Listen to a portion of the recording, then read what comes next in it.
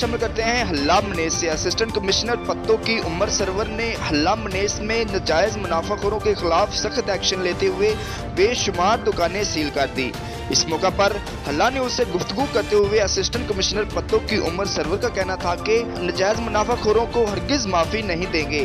किसान पहले ही महंगाई की चक्की में पिस रहे हैं तो कुछ नाजायज मुनाफाखोर दोनों हाथों से किसानों को लूट रहे हैं। शहरियों ने असिस्टेंट कमिश्नर पत्तों की उमर सरवर को आगाह किया कि खाद की कीमत के साथ साथ घर में इस्तेमाल होने वाली अशिया खुर्दोनोश की कीमतों पर भी एक्शन लें ताकि शहरी गवर्नमेंट के इशू करदा रेट पर सौदा सलफ खरीद सकें। कैमरामैन एडी के साथ जान ली जान, हल्ला न्यूज, हल्ला मनेस।